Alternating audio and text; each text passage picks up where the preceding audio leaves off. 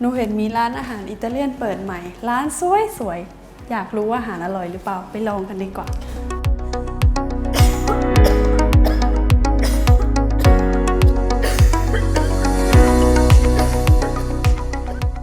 อุ๊ยแม่ปัสสาวะเล็ดเสร็จจังได้ดีลูกไปค่ะหนูจะพาไปหาคุณหมอวันนี้คุณหมอพัทยาเฮงรัศมีมาพอดีคุณหมอเป็นผู้เชี่ยวชาญทางด้านนี้พอดีค่ะไปโรงพยาบาลกันดีกว่า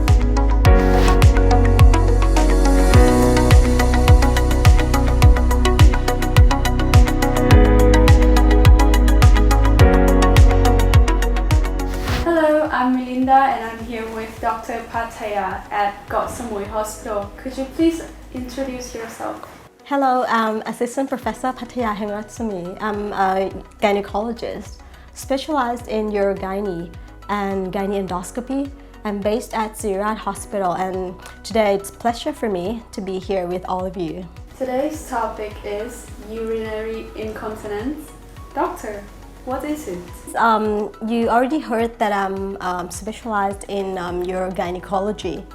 So this is probably the science about urinary tract and gynecology, means genital tract of the women. So that's why we're talking about urinary incontinence today. So it means the inability to hold on the urine inside yourself. So you cannot control it. That means you cannot control it and you leak urine when you don't mean to. Urinary incontinence, there are so many kinds of this, but we're going to talk about the two major types of urinary incontinence. The first one is called stress incontinence, and the second one is urge or urgency incontinence. So the two types, what are the difference between the two types?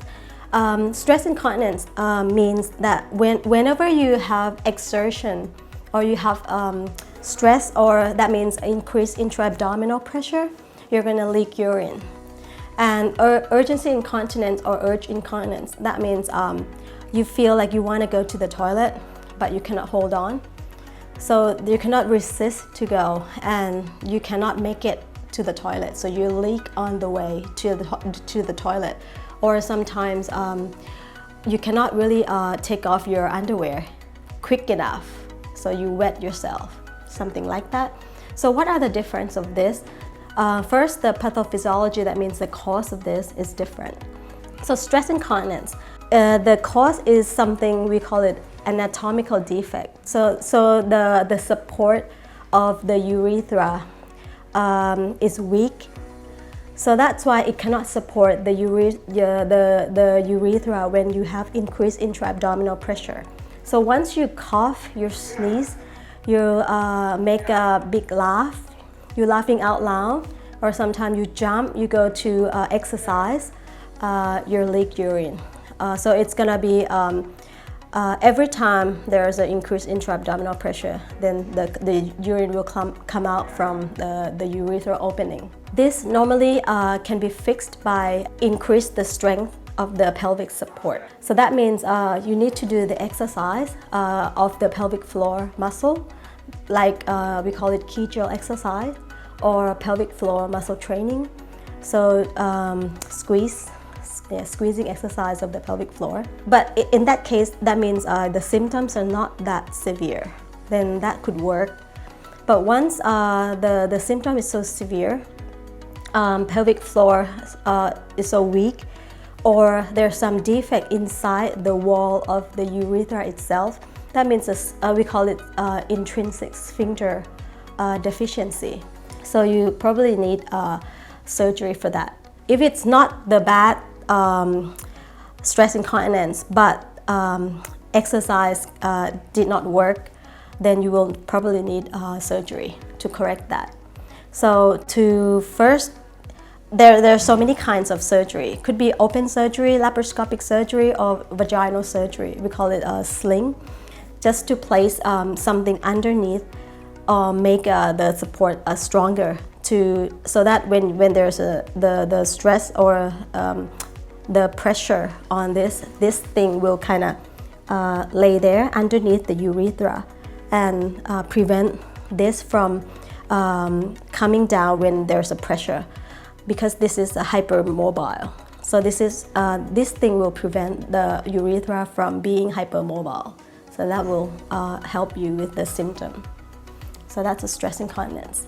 Right now, apart from surgery, you can try, as I told you before, a Kegel exercise. If you cannot do it, there's a magnetic chair or laser treatment to kind of help strengthen that area underneath your urethra, which is the anterior vaginal wall. That can help as well, but the cost is quite high. And then surgery, as I told you before. It's kind of difficult to see what's the cause of this. Sometimes we call it idiopathic. That means we cannot find the cause. It happens, and then sometimes it goes away by itself. But there are risk factors. Let's say if you drink a lot of water, you drink a lot of caffeine, Coca-Cola, coffee, tea, all that caffeine will increase the sensation of the bladder, and also will cause it to contract. So that's why you feel like you want to go to the toilet, but you cannot hold on. How would you treat that? You need to we call it behavioral therapy. You need to, get rid of all the risk factors. So decrease all the, caffeine, carbonated drink, spicy food. So that can help. Also, there are medications to help decrease the contraction of the bladder. But if you kind of overdose or use too many types of that kind of medicine, sometimes the bladder cannot contract, so you will end up having retention.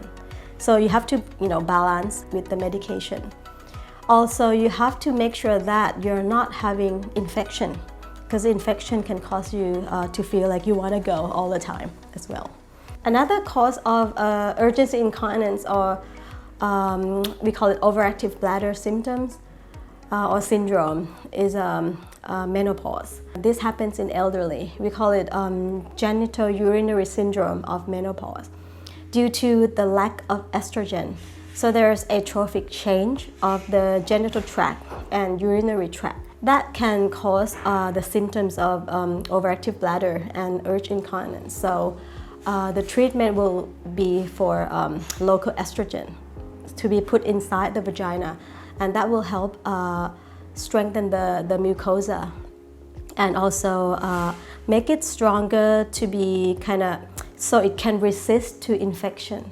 So if you have enough vaginal hormone, your vagina will be stronger, and there's less chance of getting infection. So patient can learn how to control their bladder better. Because once many people don't dare to hold on when they feel they want to go to the toilet, right? When they feel they go right away, because they're afraid that once they hold on, they will get infection. So once you hold on, try to control. We call it bladder training. So when you feel like you want to go, you have to kind of wait maybe 10 more minutes, 15 more minutes to train your bladder so that it's become more patient, so that you don't have to go too often. So estrogen is one thing that can help. So you don't get infection easily. You can control your bladder better, and it helps with the sensation as well. We have found very often in elderly, so it should be very, very useful. Well, that's all for today, guys. I hope you find this video useful. Until next time, bye!